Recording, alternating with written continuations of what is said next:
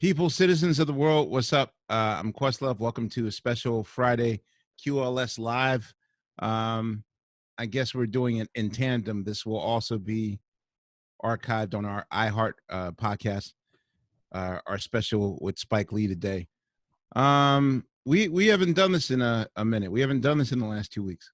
No, been a long, like 2 months. A lot has happened. Seriously. When you let 2 months. It's been that long. It feels like 2 months. It feels like it. Yeah. Thanks. I time. I used to laugh at there's always two quotes that come from movies that deal with jail, street jail. The one cliche is like, they take your body but not take your mind. Take your mind. That's one thing you always hear. And number two is there's always 2 days. Only 2 days. The day you come in and the day you walk out. The day you walk out. So yeah, I just lose track of time. You said that's kind of true, Laiya? No, I said, what movie is that? The day you walk in, that's from what I know it from The Wire. You only do 2 days. The day you come in and the day you walk out. Oh, I know it weird. from The Wire. I'm sorry. That was our friend David Chappelle calling us. Oh, what? Hey, speaking of the last 2 weeks, 8:46. Yeah. Yeah. A lot has happened. Well, we have not spoken since what are we calling it? Are we calling it the uprising? The uprising. I like the uprising. The uprising. I like uprising. I like that better than riot because, Yeah. And protest. It's just something more progressive about it. And more accurate. You know what I'm saying? I mean, because riot sounds like, or protest, riot sounds like it sounds reckless. You know what I'm saying? Like these people are just out here rioting and being stupid for no reason whatsoever. You know what I mean? So yeah. I like uprising. It's people that right. Nobody wants to be a what? A Donald. Oh, right. Well, yeah, I don't watch him, but I got you. I'm with you. I was literally like, who's that? Like, yeah. So are we going to do another episode on election night like we did 4 years ago? Looking at the results we got from election night, I'd say hopefully not. Because like, do we go through that again? Or do we try and break the jinx by not doing a show that night? Oh God! Why'd you? I was thinking maybe we're trying to break the jinx. Steve, I think it was Russia and them white ladies that voted for Trump, but that's I don't think it wasn't us. Well, yeah. Who was our guest that night? I forgot. That was Stephen Hill. Stephen Hill. That was Stephen Hill. It was Stephen Hill. It was also the same night my uncle got shot and subsequently died, like a couple weeks later. He got shot that night. It was like that was like the 8th, I want to say, and then he died on Thanksgiving Day. Shit. Yeah, that was just a fucked up. That was time a altogether. dark day. And I remember a dark day with upselling. Yeah, right. That was the weirdness about it. It's like the worst day of our life and the funniest day of our life, like upselling. What do you call it when you talk over music on the radio? Oh, right the now, back sell. Back selling. Of the song.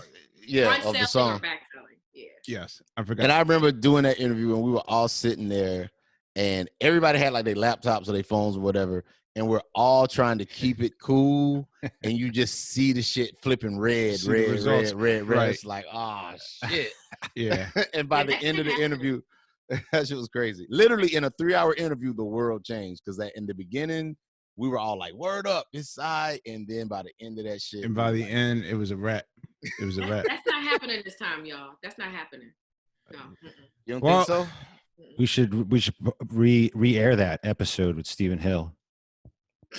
Well, no. Stephen Hill is no longer. I don't want to revisit we that. also didn't say that at the time Stephen Hill was the head of BET and at that time, and then that's right. After that. Oh wow, a lot has happened on that show. Like he be DJing a hell of a set on IG Live. Hey Stephen, I'll be there. Stephen, he DJs on IG Live. Yes, he does. It's a little. It's about 11 people watching, but it'd be me and old boy, the news dude from TV One. Listen, it's all a battle. Roland Martin. Yeah, Roland Martin. Yeah. Oh yeah, I ain't going to that shit. Roland Martin blocked me for calling him a nigga on Twitter, so I don't know. Yo, what notable people have blocked you on Twitter?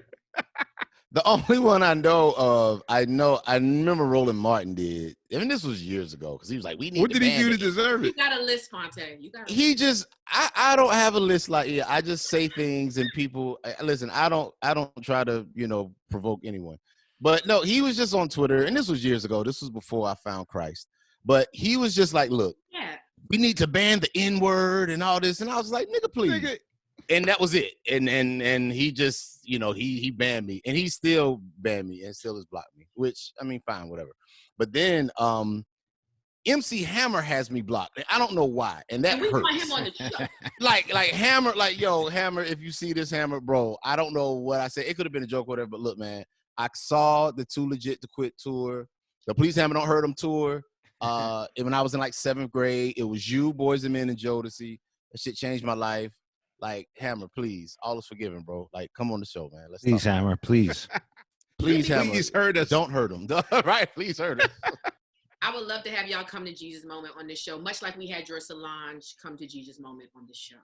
Yeah. Would you that was even big. think that Hammer, like, was even remotely aware of who he blocked or what the I don't situation think was? he probably had no. I'm sure he doesn't have any clue who the fuck I am. I mean, it could.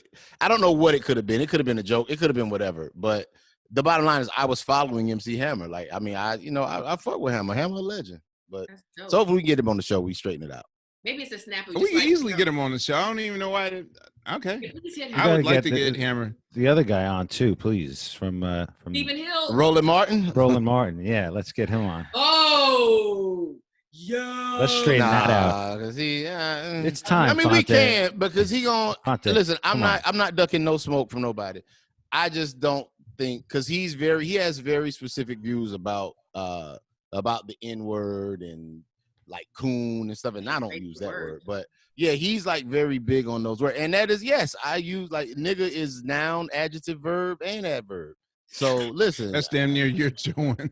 yeah, I'm like, come on, bro, you ain't about to tell me what I can't say on the show we doing. So Hey, I don't Amir. know. Yeah. Amir, if we could work in with Spike about the way Bamboozled kind of is relevant to, I mean, in a lot of ways, but especially to what's going on, like literally today, like Cream of Wheat is changing their logo, and Aunt Jemima and Uncle Ben, and the Washington Redskins. Oh, so no more black stuff on the cream of wheat. The Redskins are finally. Yeah, I was about to say, are the Redskins considering as well? Yeah, everybody is considering it now. Like so. Lando Lakes, but Bamboozle was kind of like specifically about that Right. symbolism stuff. Okay, Steve. that was a good pull. I didn't think about that one. Yeah, man. Yeah, I mean, 'cause that's the Uncle one Ben thing and Aunt Jemima. I know that that Netflix did their whole Black Lives Matter section for Spike, re-releasing like Get on the Bus and Rodney King thing and some other stuff he did. Django. Is Django in there? Django was done by Quentin Tarantino. I do know that. That's what I was making. I was just saying Black League because the Netflix section is. No. I just meant like Spike has his own wing in the. Oh, good. Okay. He has his own suite in the Black Lives Matter hotel on Netflix. Word up. Netflix is going above and beyond. You know, the president just gave all this money to HBCUs, but most notably the richest of HBCUs, Morehouse and Spelman. I'm not mad. I'm just saying. Right. Right. Yeah, man. Wait a minute. Yeah. Before we get Spike on, I need somebody to translate something for me. Cause I don't, I don't want to be tone deaf and say I don't speak millennial. And on top of that, I'm pals with this particular person. Okay. Can someone I'm not a millennial. I'm Gen X. No, you're a millennial, babe. You're a damn lie. I'm Gen X. Nah, he's Gen X, man. Look it up. Okay, I'm just gonna look it up. But go ahead. Look it up. I was born in 78. I'm 41 years old. I'm like he's I'm 78. Gen X. He's Gen X. He's us. I'm He's like right at the version of us. end. Yeah, I'm like the youngest end, but yeah, I'm like right there. But can someone translate this? Can you give me a movie in the minute version of this J. Cole No Name thing?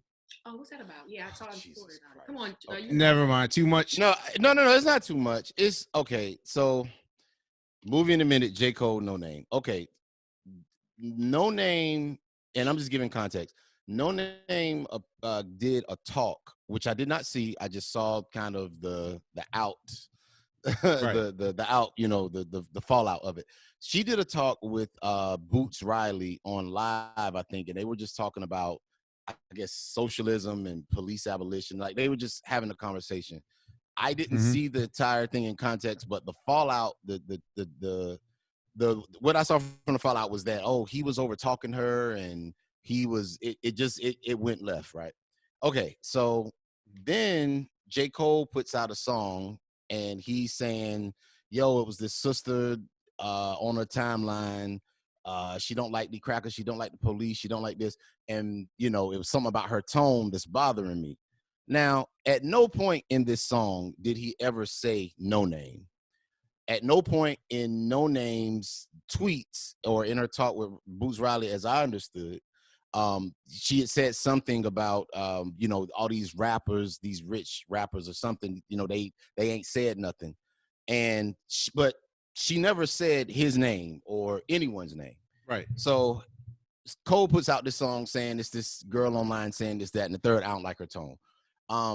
I saw another site put up and they were saying, yo, J. Cole is talking about No Name in his new verse.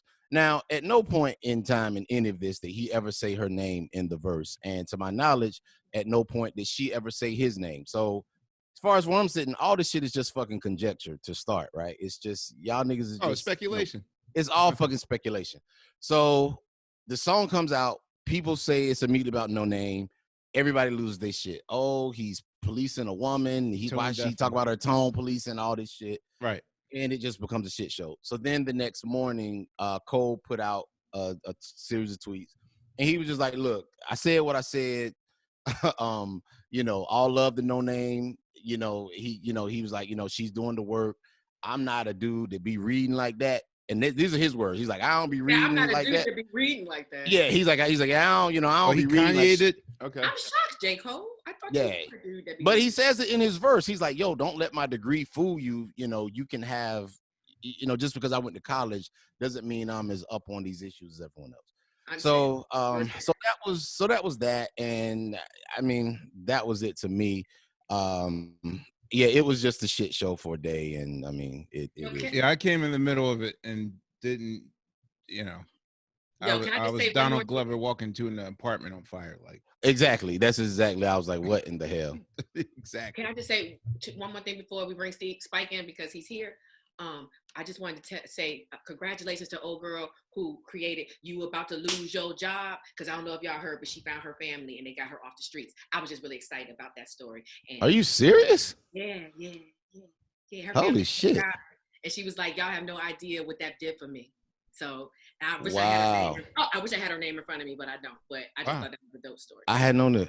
Now I will say this, just to tap out, big ups to the girl that coined the You About to Lose Your Job anthem. The best tweet of the J. Cole No Name debacle goes to my man Al Shipley, and he won Twitter. It's only like 8 of us that got it, but it was a great fucking tweet. He goes, and I quote, "The J. Cole lyric is something about the Queen tone that's bothering me. It's problematic because nobody questions Brian May's pedal board and amp settings." And I'm bringing in Spike Lee. Nigga, like that's it. I mean, come on. Nice. That's all you need to know. Like that's it. That's what it is. I'm gonna go study and figure out that joke because that was a total musical type person. That shit was made for me and all the people and Steve, because and all the people. So Brian May was the guitarist in Queen, Turn and up, so turn the up. pedal board is the Yes.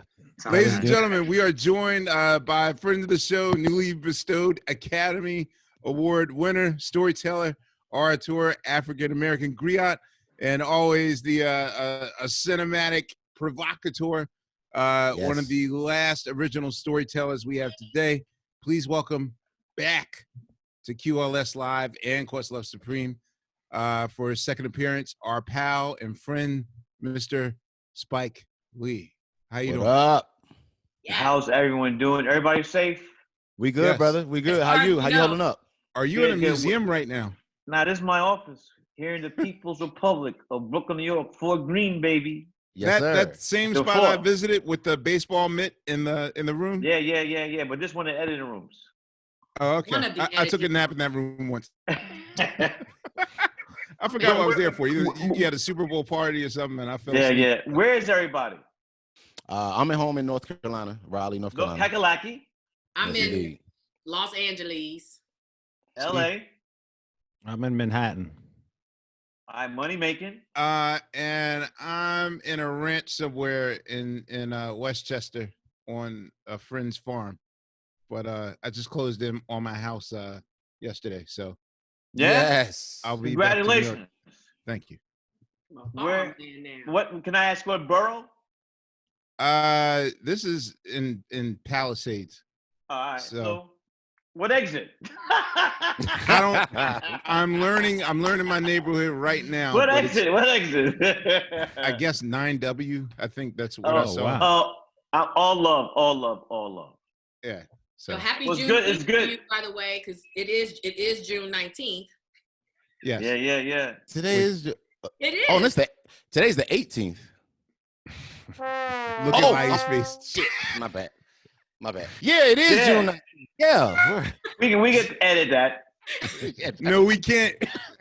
This is also live. It's all Oh good. God. So Happy yeah, I have to. birthday, June 19th. Yes, Yes. indeed. I have to say, Spike. I believe that the last time I physically saw you, I saw you twice. You were flying on your way, I believe, to somewhere in Africa or somewhere overseas, where you told me that it was the first day of scouting. Wherever, I don't know where you shot the film. But I was going to Thailand. Mm. Okay, maybe I thought Africa. Okay, I remember you telling me that you were going somewhere far off to shoot. Yeah. I saw you there, and then Was that coincidentally, was that at Jay-Z's party after the Oscars? no. I saw you in the airport. Well, I forget where it was, but it was you were on your way to scout for locations, and then I saw you on the way back home Oh, coming from it. So I that's saw you on that's a complete circle. exactly, and I had no. You gave me a synopsis on the way home, and I was like, I was trying to figure that out, and so Quest, people still trying to figure it out. Yeah. yeah. Let's talk about it. Let's get into the Cloud Blood. Okay, look. Okay, so I got a question for you. What was the idea of naming all the soldiers after the Temptations and Norman Whitfield, like being Stormin' Norman? LOVE. You caught that one. I didn't catch Yeah. that one either, Phonte. I'm mad. I didn't catch that. People looking like, wait, what happened? The 5, and you know a good thing though, a great thing happened the other day. Otis Williams called me, Wow. Okay. the last living member of the Temptations, Yes. and he told me, I'm speaking on behalf of all my brothers right here. Thank you for doing that. That's what's up, man. It was out of nowhere. So Out of nowhere. one question I wanted to ask you the last time we spoke that I didn't. What is for this movie specifically? And I think the last time we spoke to you, you were just about to launch She's Gotta Have It on Netflix. So this is even before Yeah. Black Klansman, even Uh-huh. though you were still working on it.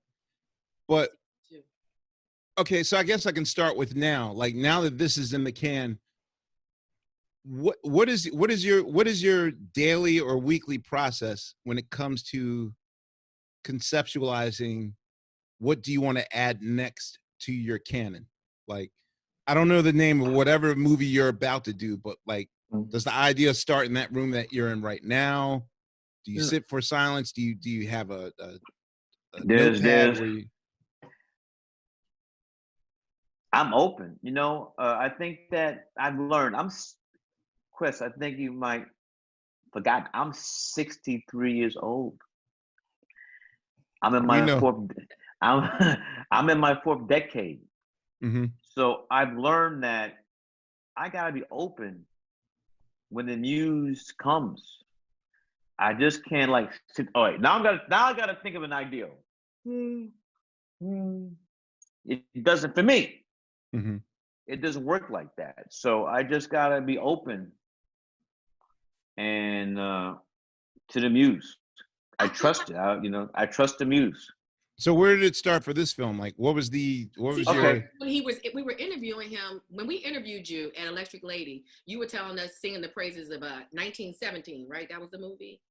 What is the movie? The war movie? That was a war movie, yeah. Yeah. Right. So that was the question. Just feeding back on Amir's question, I was like, didn't it start all the way back then when you were talking to? No. But let me tell you the story. Mm-hmm. I did not write the original script for this. The original script was written by Danny Bilson and Paul DeMeo. Paul DeMeo has since died, since he died before we started to shoot the film of an illness. Their producer, Lloyd Levin, optioned the script. It was called The Last Tour. And It was about white Vietnam vets, except one. They automatically brought it to Oliver Stone. Oliver Stone sat on it for 2 years and walked away. Lloyd Levin just happened to read an article in The Guardian where I talked about one of my favorite films, which is The Treasure Sierra Madre, starring Humphrey Bogart. Mm-hmm. And there's the whole gold thing in this film, which came directly from The Treasure Sierra Madre. He called me up, set up a meeting. We're getting ready to go right into Black Klansman. So we met with my co-writer, Ken Wilmot, and I told him, look, I like it. It's a great script, but I want to change it. For me to be involved, we have to change the viewpoint. This has to be told to the viewpoint of African-American Vietnam vets. And Kevin and I, we wrote it, twisted it, put some funk on it. And Marvin Gaye and, everybody and the world has seen a result now on Netflix. Yeah, I love the way you used the Marvin Gaye acapellas in the joint, man. That was really there was only one, though. There was only one. Yeah, that was beautiful, man. And you said you filmed this in Thailand, not Vietnam, right? No, mostly in Thailand, and we ended in Vietnam. So can you talk about, because I was talking to another filmmaker about filming in Vietnam, and they were talking about, since it's a communist country, how sometimes challenging it could be. Like sometimes they have people following people to make sure you're doing what you say you're gonna do. And what was that? No, we never had that, but we had to have the script passed through a censor. So we didn't know, and we was up to our last week in Thailand, and we still not gotten the green light to shoot in Vietnam. But once we got the green light, no one was following us. It was all love. And it's also #1 in Vietnam too, on Netflix. So go ahead, I'm sorry. Do you prefer, is this an adjustment to you? Like, I would imagine the same way it is for me making records. Like, I miss the sort of the romantic view of like having a tangible piece of wax with an album cover or whatever format. I mean, CDs and cassettes are no longer there, but still, like, for movie makers, I would imagine that they still dream of, the big screen, like looking at a marquee and seeing their names and sort of, I mean, I know Netflix doesn't have the same cachet as going straight to video and you actually see bigger results, but is that at least an ego adjustment that this is now the new normal for filmmakers, where you go straight to streaming as opposed to inside of movie theaters? Like, does it feel different for you, or? Let me ask, thank you for the question.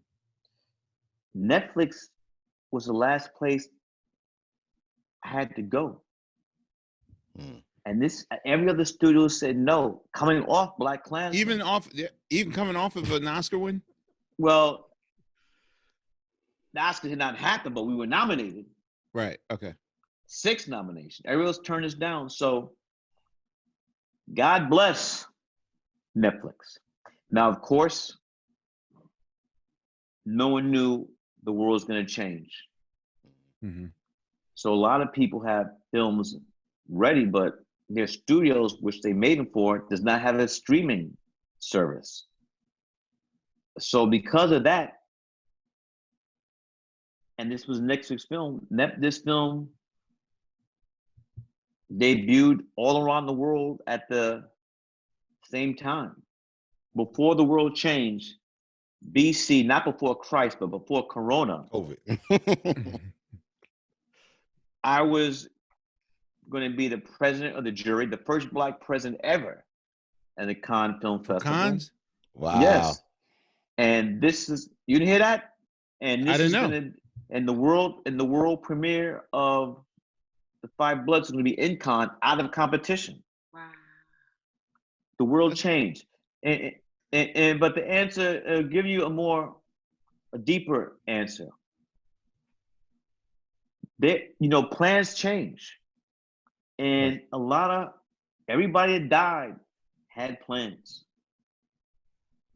Over 20,000 New Yorkers had plans. Over 100,000 Americans had plans. Mm-hmm. Who knows how many? I don't know the number worldwide, but all these people had plans. So for me, for to be on TV instead of a theater, I say, God bless, I'm alive. And my family is, that's where I take it. And I didn't mean to get any deep spiritual thing, but for me, how can I complain that my movie didn't come out the way it did? When people, everybody had plans, and the world has changed, and the ones that are here are screaming Black Lives Matter all over the world. Right.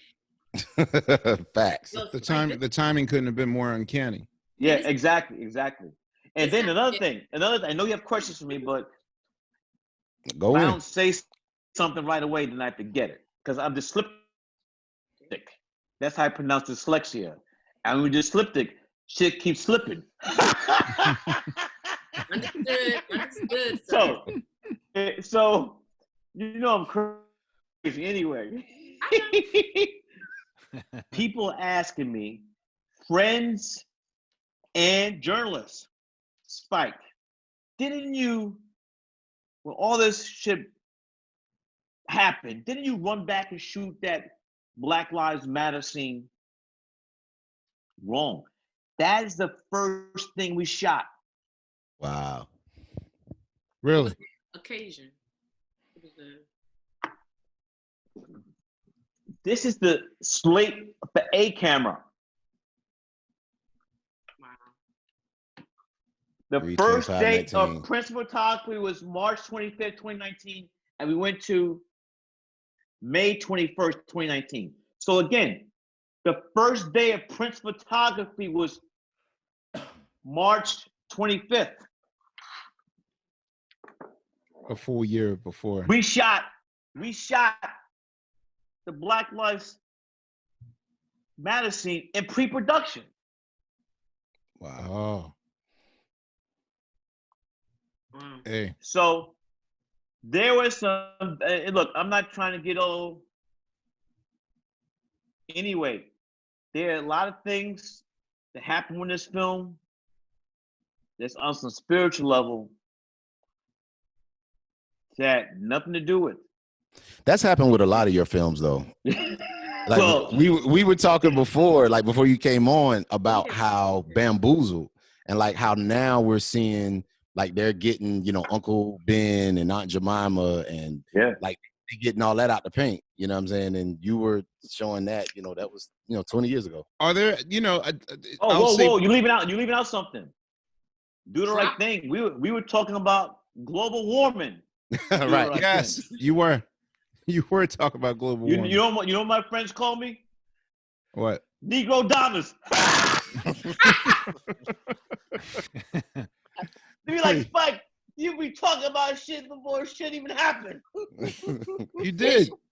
Well, wait, that's okay. So I'll say like every other month, I might bug you with a text asking why your entire your film collection isn't in one space. I mean, right now, do you not think now is in its 20th in a 20th in its 20th anniversary, now's the time for Bamboozled to come out again, because I can't find it anywhere and I need to see it. It's not. It just context. came out on Criterion. Just put out a great new Blu-ray of it, restored picture, sound, everything.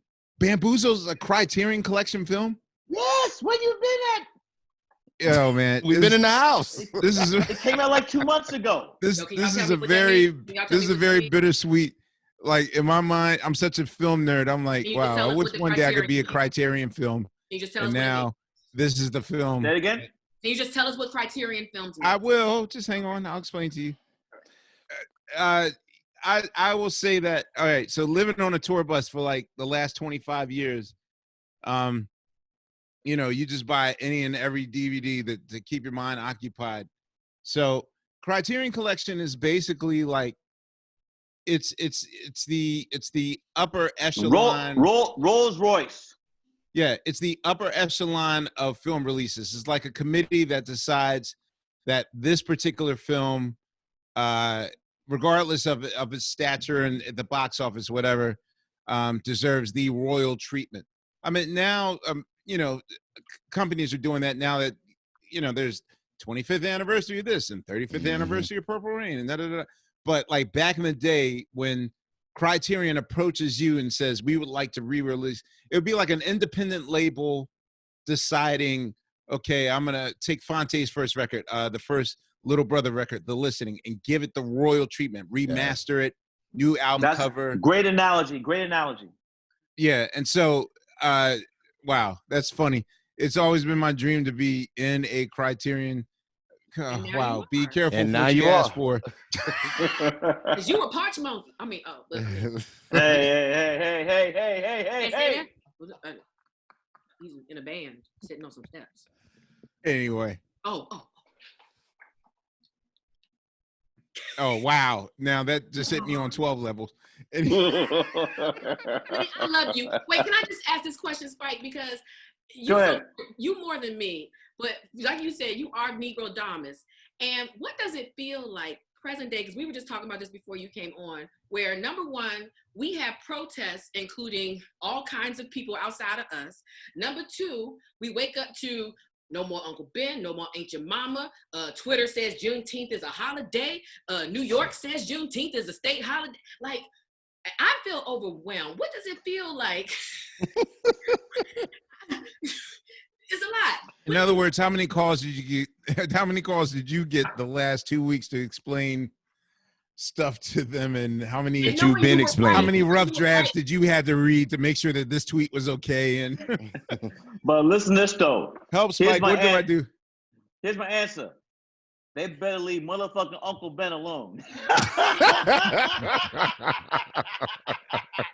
Don't fuck with Uncle Ben. My brother's Man. rice. If you can't fuck with Uncle Ben, you can't fuck with Aunt Your Mama. She got a whole new look. So You got a perm, right? Even She now got a she got a perm, perm. at least the press out, something, yeah. No, the story actually, you know what? I just read that. I didn't realize that similar to the family that won that settlement for The Lion Sleeps Tonight, the South African family for writing it, for the last 37 years, the family of the woman who was the original Aunt Jemima logo, who was also instrumental in them getting the recipe together, has been trying to, like, she's basically owed, the minimum is at least a $2 billion settlement for the last. Get your money. So Get Get all your of money. let's see what happens. But White corporations, they're like, give the money away like it's all right. Yeah, like I don't know. I'm in shock. I don't know whether to take people on their word. Like, is this going to change in a week? I don't want to get used to it. It's you know what it is like. That's all Reparations. cool. It's cool, but About it's as close like as we gonna get to it. I feel like this is more like a get out of discussions free card, and You just I write hear you you, a I hear check you. and go away. Yeah. yeah, and it's not just going to be. It's like this is sort of like with the I voted for Obama, so now racism is over. It's like, okay, well, I donated. Yeah, we saw it happen after 8 years. Amazon's like, I'll give $250 million to this particular so now racism is over. There's still a bigger conversation to have for real change. So I mean, yeah, like it's cool now, but I still feel as though that's kind of a get out of discussions free card, and that's the deeper conversation that needs to be had. So I mean, it's cute, but I'm watching very skeptically right now. yeah. Spike, I always wanted to ask you after you won for Black Klansman, being the director that won, finally got an Oscar like later in your career. What changes was it? Because or were there changes? We've seen people that win them early and they kind of, it changes them. But you had been putting in the work for so long, and your track record already spoke for itself. So by the time you Can I won, ask you a question? what's up? Can I ask you a question? What's Do you up? see a question between Black Klansman and the Five Bloods? Do you think that affected Academy Award affected the Five Bloods? But you said had you won, or was just fact you were nominated, but then they still passed. But you didn't, and you won. I guess it was after. Was the Five Bloods already in production when you won? No, the morning after. I was on a plane to Thailand, Bangkok.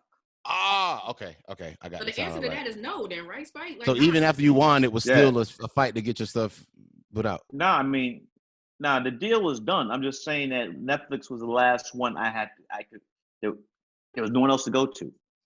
Wow. But So- as soon as I got up, so we won the Oscar. We partied that night.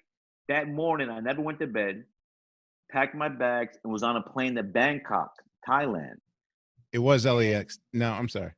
Okay. And so I did remember. my great production designer, Wynn Thomas, whose first film was She's Gonna Have It in 1986. Mm-hmm.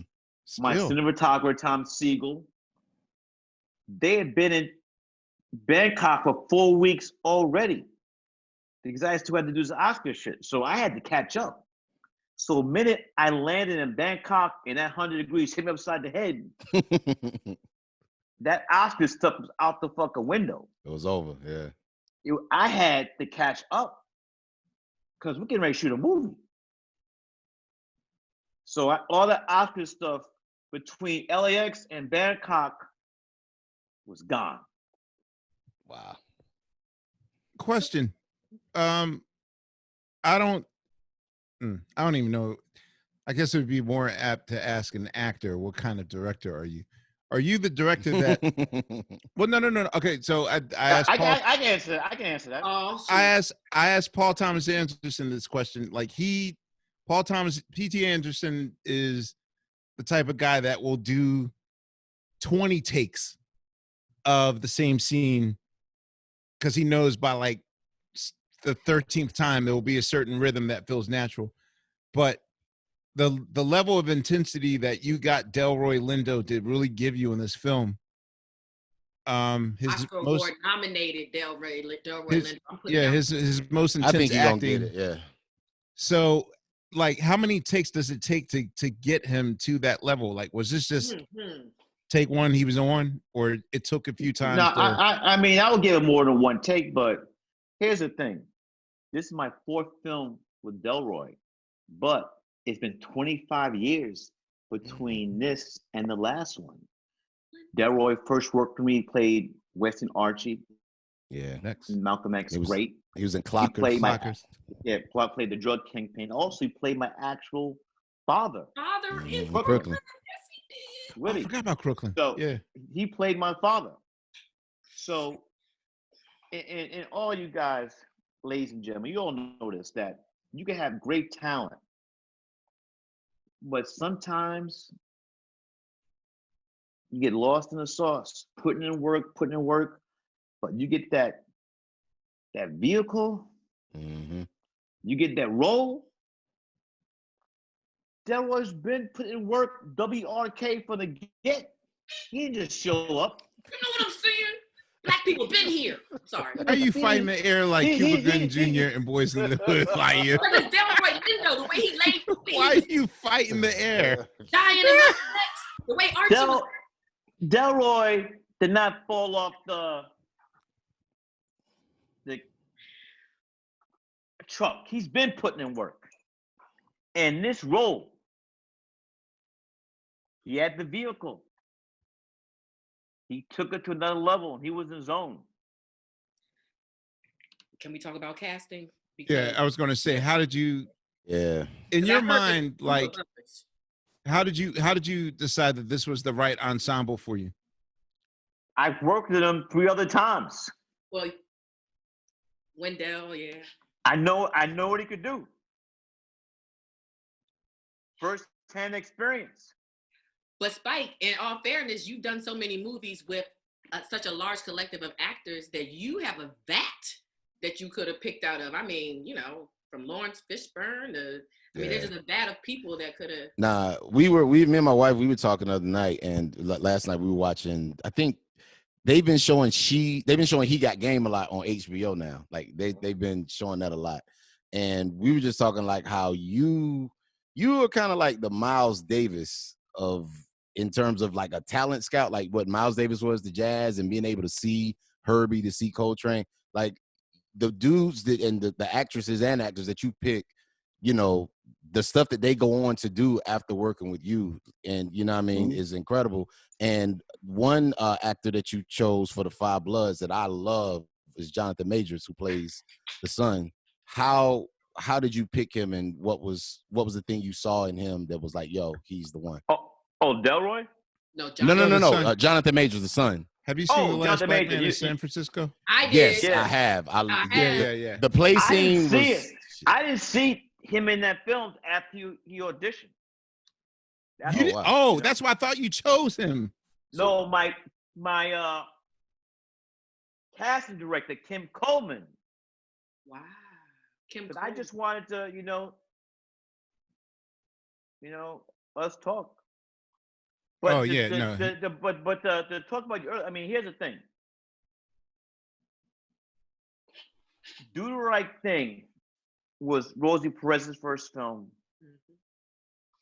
It was the late great Robin Harris's first film. Yes, indeed. Martin Lawrence's first film. Jungle Fever was Halle Berry's first film. Queen Latifah's first film, and we can go on and on and on. Like Barry Gordy. Nah, Giancarlo Esposito, like everybody. Yeah, but John, that was, I mean, that wasn't his first one, but yeah. Yeah, but still, so I just have, when I get the vibe, you know, I know that's somebody I want to work with again. So I would like to know, what's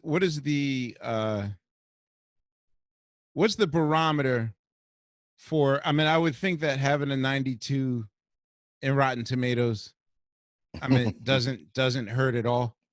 But what is the barometer now that there isn't a box office listing per se to determine if a film does well or not does well? Like, how do you, what's the new standard or the number?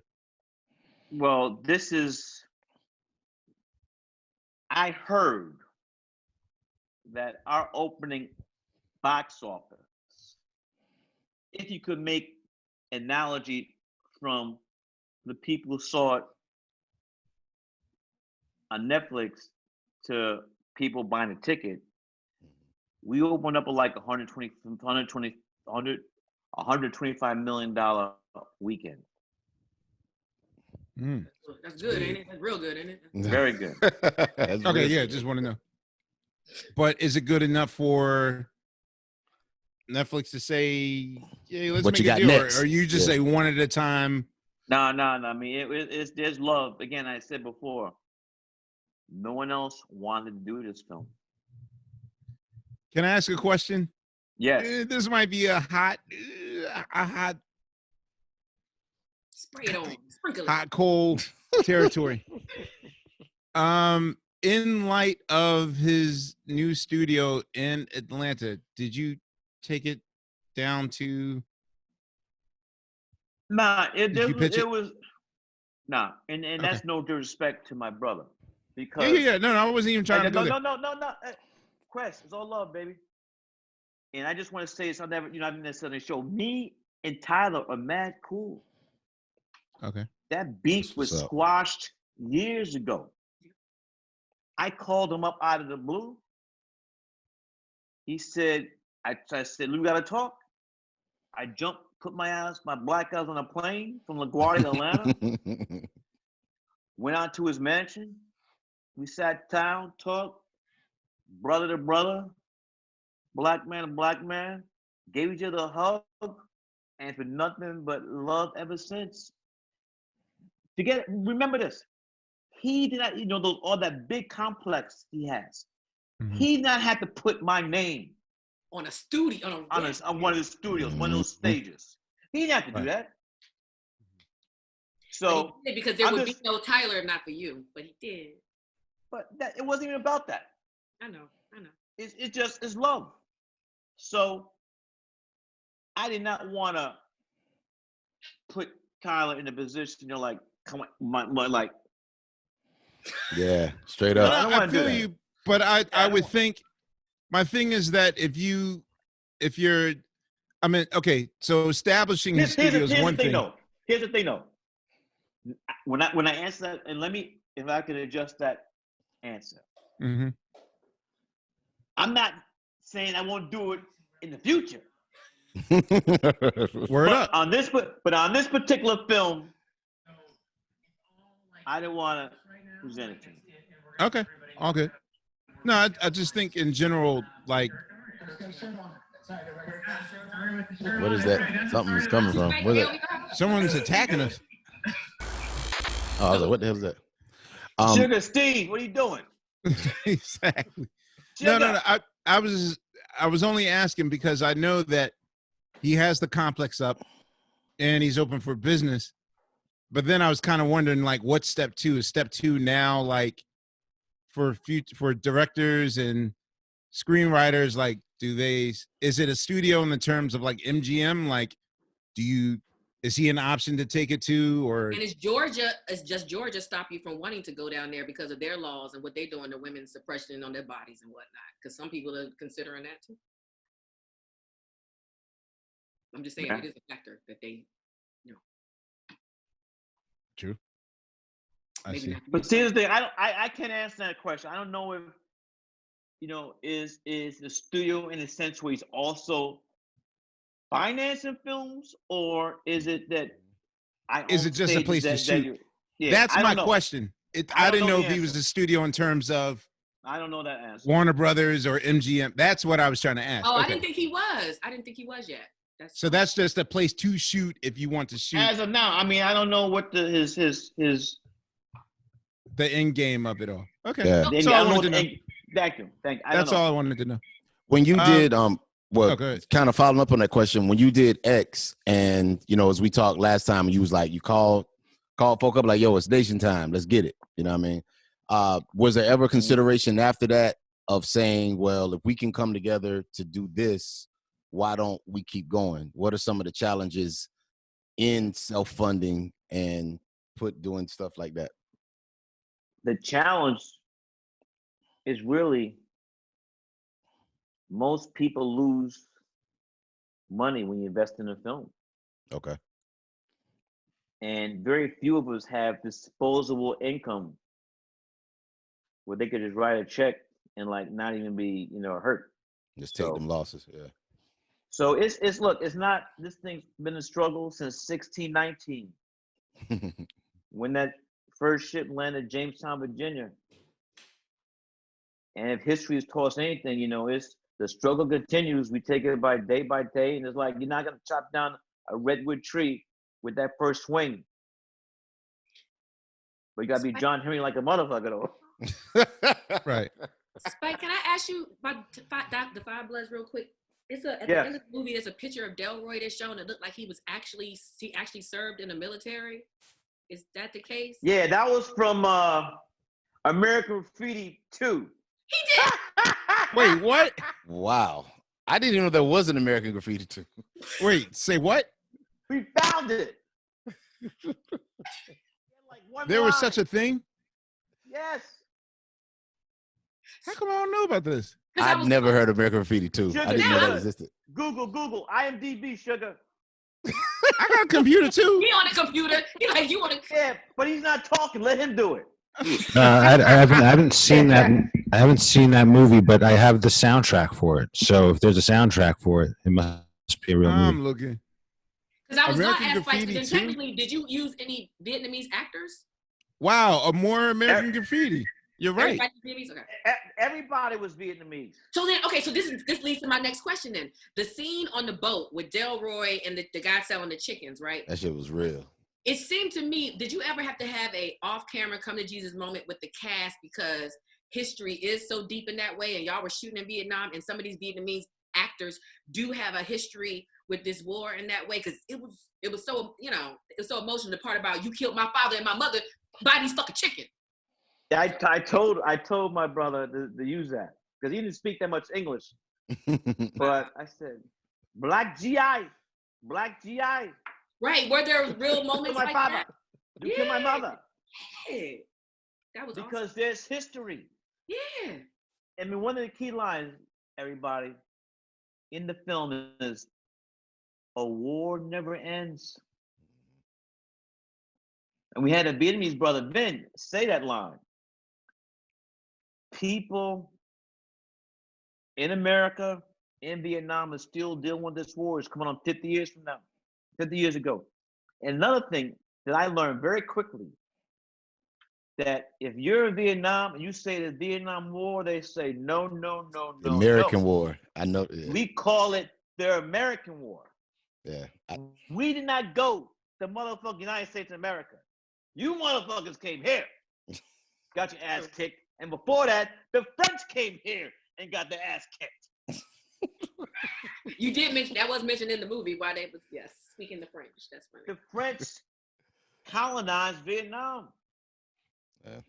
If you look, when you get a chance, Mm-hmm. when you get a chance, look at your globe. Globe, that's cute. I'm gonna look. Or just go to your Google My world map. A world map. Look how big Vietnam is. Yeah. Wow. I'm looking. Wow. Okay. I see it. Now, what state you think? What state? Quest, you got it. What state you think is comparable in size to Vietnam? A guess. By the looks of it,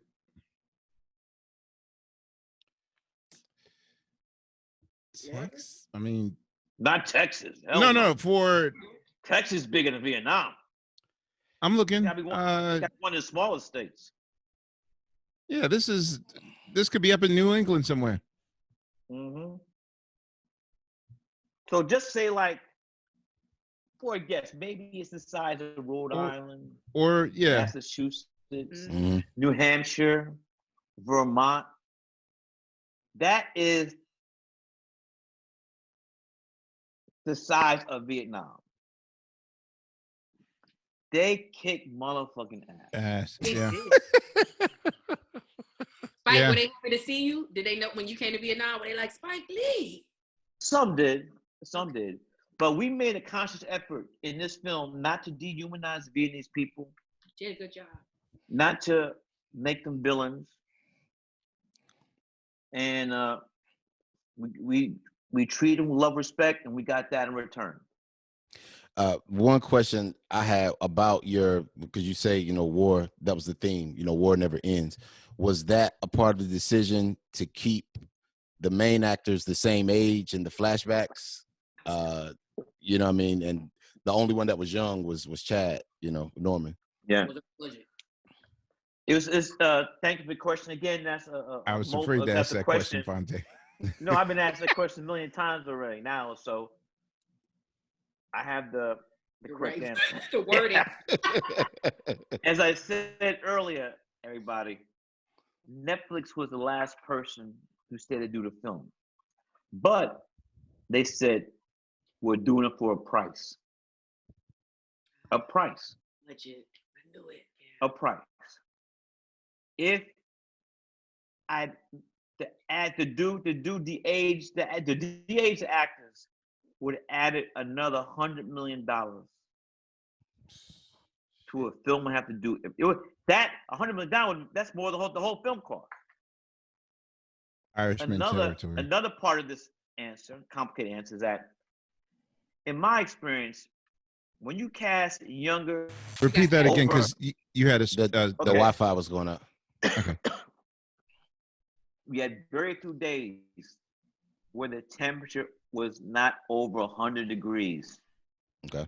We were shooting in the jungles of Thailand. Makeup aesthetics would have melted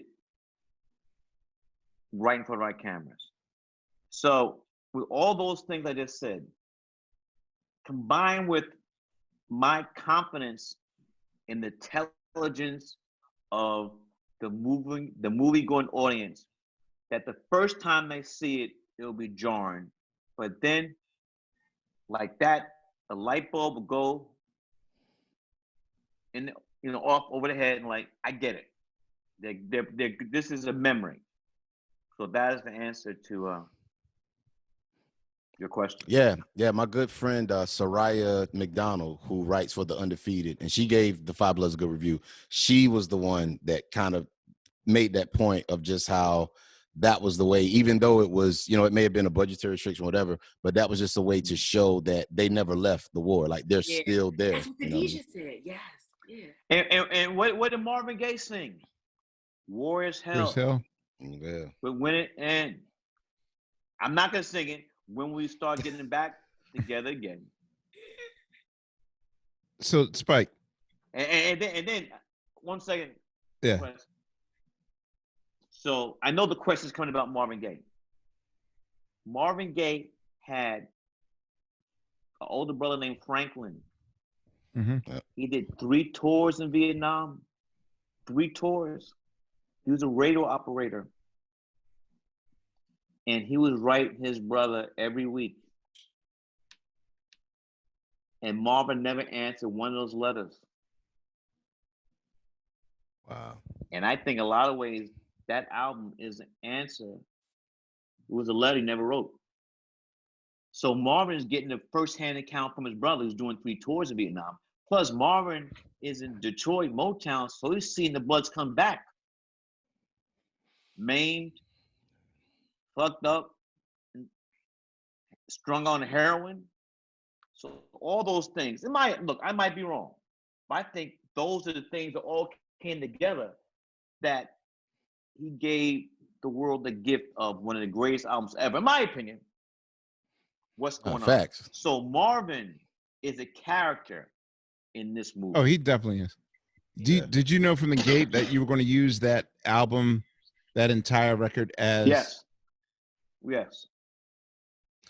No, I'm glad you did that because it introduces yet another generation to an album that's about to celebrate its 50th anniversary. So. And another thing that we did is that my brother Sankey, who does all my still photography and not still photography, records, he's behind the scenes.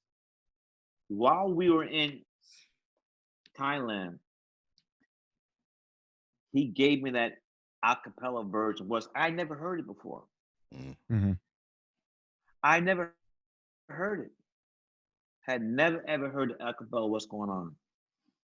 And once I heard it, I knew we had to put it on a scene with Paul as he's on his descent into the depths, Right.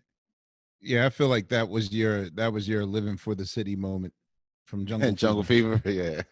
That was your living for the city. Yeah, just using a song Where like we go to the Taj Mahal. Yeah. Going to Taj Mahal. Yeah. Also, too, one of my favorite scenes where you did that is in Girl 6, when you use "How come you don't call You me don't no call more?" me anymore on the boardwalk. Dude, Yeah, that's my Coney favorite Island. fucking scene. Coney Island Boardwalk. Yeah. And Spike, I'm gonna get on you with it again. Every time I talk to you, I'm gonna just say, as a CAU person, I found it very interesting the way you again wove Morehouse into another movie of yours. The I House. appreciate the history though. Can I and look, you were absolutely right. I do not mention Clark AU. Now it's called back when Clark was called Clark College. Mhm. My major was even like graduating from Morehouse, illustrious class of 1979. My major, Dr. Herb Eichelberger taught me. Yeah. He's the one that believed in me as a young filmmaker. So I know you're absolutely distraught now that Reed Hastings just gave 40 million to Morehouse, 40 Like million y'all to need Spelman, it. Like y'all need it. 40 million to the United Negro College Fund, and Clark AU didn't get a dime. He gave it to Was the that two your doing, black Spike? schools in the country. Was that your doing? I found out about it like the rest of the world. Oh, okay. Listen to this though. You know why that's special to me? No, this is all bullshit. No bullshit. Okay. My father went to Morehouse. When my father was a freshman, Dr. Martin Luther King was a senior. Martin Luther King III and I are classmates. We both graduated class 79. My grandfather went to Morehouse. My mother, who was a cinephile, she's the reason why I'm a filmmaker. She went to Spelman. My grandma lived 100 years old. Wow. She went to Spelman. My grandmother's the one who saved the social security checks for 50 years for her grandchildren's education.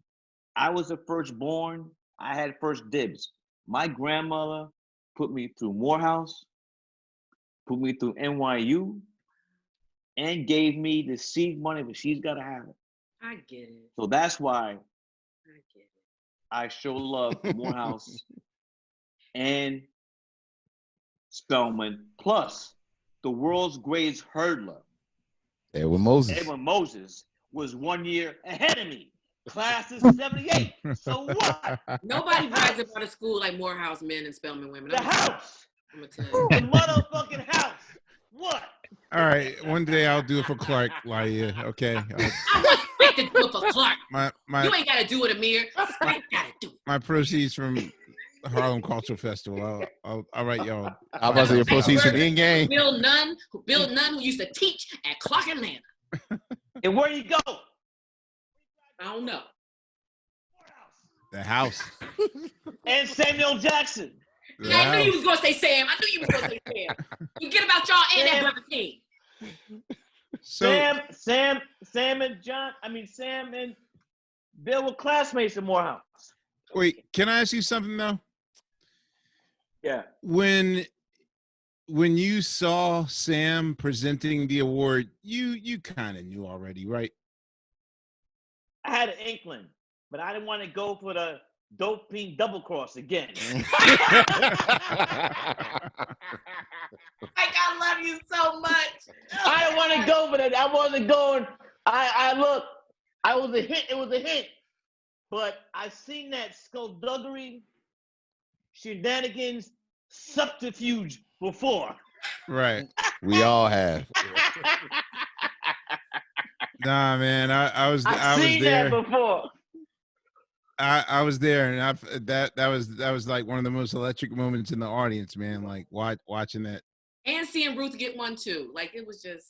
Yeah. Oh, there was a bunch of us. Yeah. That was a good night for Negroes. Hey, all really around, not just the ones that won It really Oscars. It was. was a holiday for all of us. Yes. Yeah, Nah, it was great. That was a great night. So Spike, it was. what is next for you, and how are you preparing for whatever is next for you? You know what? You guys give me nothing but great question. I thank you for it, because it's hard to answer questions that you're like, WTF, OMG.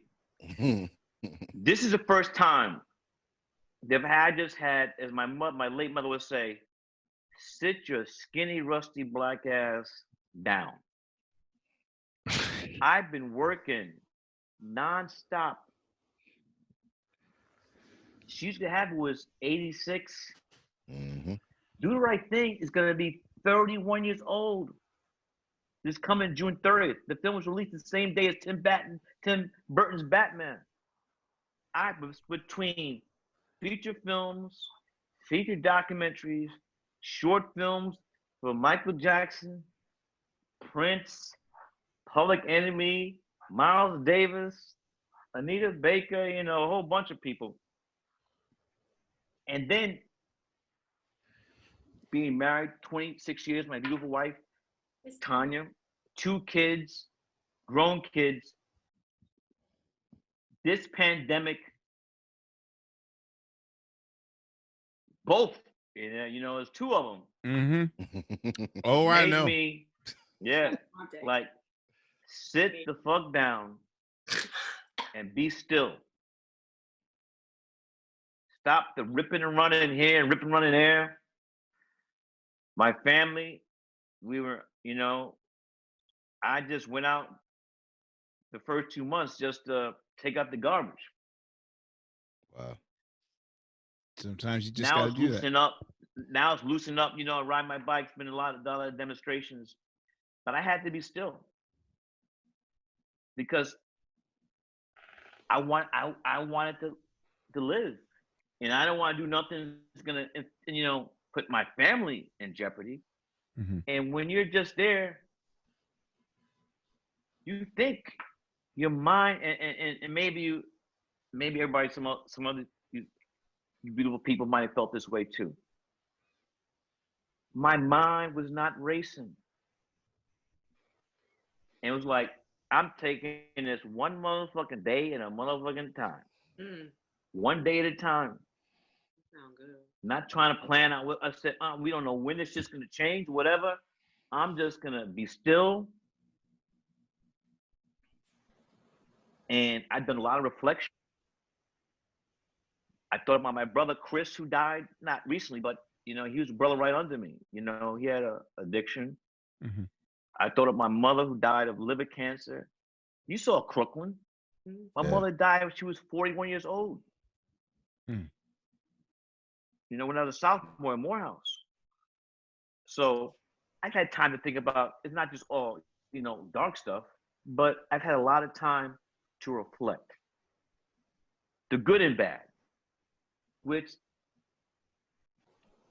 I think has been very beneficial to my growth because I just had to sit the fuck down. Hey, man. You know, I'm trying to be like, you know, like Mr. No, that's real. No, that's real as hell. That's real. Yeah.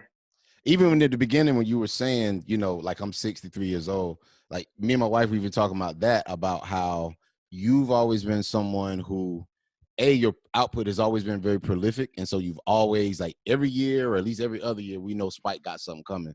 And then on top of that, your subject matter is always timely to what's going on. So it's easy to forget because you're always so current. Like you said, it's easy to forget. I'm like, yo, this cat been doing this shit for 40 years. You know what I mean? You kind of people we want to freeze, just like right. But if I could just say this, and this is because I got to go, but I want to thank you guys. But also another thing I left out. Mm-hmm. I've been thinking about, the first time ever, I'm thinking about my own mortality. Death has been around us, around me. People have died left and right. And it really, you know, made me think about, you know, like, I'm not going to be the fuck here forever. No. You know? And I know it's a cliche, but you know what makes it cliche? That more times than not, it's the truth. Bullshit doesn't become a cliche. Truth does, in my opinion. Mm-hmm. And that's facts. We got to enjoy what we got because no one knows when that last breath we're going to take. And nothing is reaffirm that. I mean, you hear that. Yeah, that's some bullshit. I'm gonna live forever.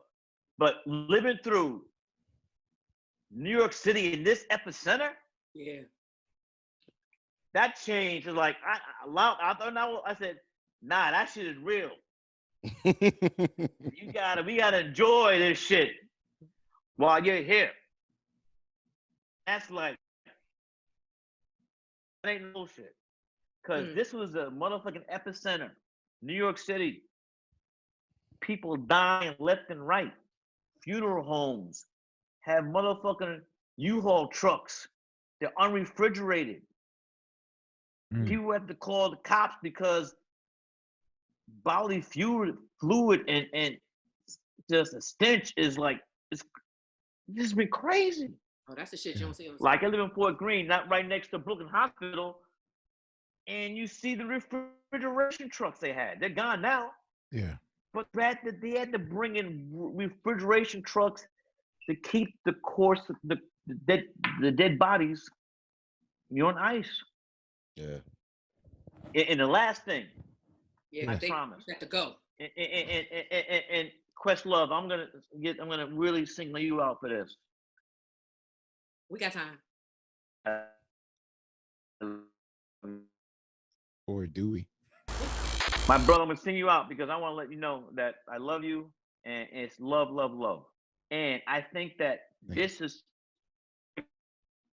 time in history that we're living through is going to produce great albums, great plays, great movies, great documentaries. Great art is going to come out of this historic moment we're living in. I believe in my heart.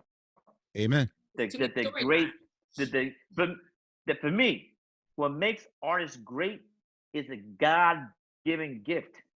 And that God-given gift is the connection between the heart and the mind. And you watch, this is me, Cole, because no matter the horrible things that happen, great art is going to comment on this period we live through. Thank you. Amen. Thank you very much, Spike Lee. Thank you, Spike. Thank you, yo. I love you, brother. appreciate it. Thank you for your art, man. All right. Yes. This is a special QLS Live with Spike Lee, Phonte Coleman, Laiya, Steve. That was a mouthful. We got it. Yeah, that's it. We got it. I think that's it. Yeah. What do you say after that? And Steve? And watch the Five Bloods, but try to watch it in the daytime, y'all. It's kind of long. Watch Five Bloods. I don't know why HBO. She Hate Me has been on HBO like all month. I don't know what is going on. The resurgence in that movie. Okay. You know what I wanted to ask him, but time ran short and so forth. There's that famous scene in Malcolm X where the white girl walks up to Malcolm X and says, "What can I do to help? What can I do? What can we do to help?" And he says nothing. And now, I guess 50 years later or something, you see the difference of the demonstrations, as he put it, or the uprising. Malcolm actually this would have been a great question, interview. Steve. He said in an interview that he regretted that statement, and actually the first time that you hear about advocacy from white people, I think he did it. I think Alex Haley interviewed him in a Playboy early 65 or late 64 about that specific moment that they spoke of. And he said that I think this is when he came back from Mecca, and that he sort of had reservations about what his answer was to her, and how being an agent of truth should have been his answer. He actually spoke of that. Does that help, Steve? Yeah, agent of truth. That's what's up. Truth. I get that. There you go. It's vague. Now it's like vote for the right people and go out and march. Okay. Yes. Yeah. Speaking of which, proud to announce, we have partnered up with First Lady Roots Picnic. Yeah, Michelle Obama. Picnic. Yeah, for the Roots virtual picnic, in hopes to register 5 million What that you really, can I voters. just say to the ordinary Joe that's watching right now, what that really means is, remember when y'all was gonna pay to go to Philly and see the Roots picnic? Child, you ain't gotta do that no more. It's free. There's some people that I learned in the last 48 hours that there's some people that don't know what the word virtual means. So Yeah, it's a little confusing. this girl been trying to clap back at me like, this ain't what I paid for. And I'm like, no, we gave you your money back. We're funding this, or but There's still going to be people showing up at the site that day. Yeah, watch. Anyway, I will see y'all in the next QLS Live. Spontigolo. Yeah, what's the archives out here? What we got coming? What we got coming? What's coming up? Oh, I'm supposed to know the answer to that. Oh, what Deer can in I do? headlights. You have been consistent. Wait. I have been consistent, but I do want to say this. Since we've been gone for 2 weeks, you need to go back and catch up on the one we posted this week with the Pointer Sisters. Pointer Sisters, Bonnie Pointer. Yeah. Yeah. Episode, y'all tripping. That's the one. Yeah. Bonnie Pointer, rest in peace, man. That was a great episode. All right. Well, I will see you guys next week. All right, y'all. I'm going to sit quiet somewhere for 5 minutes and then work again. Exactly. See you.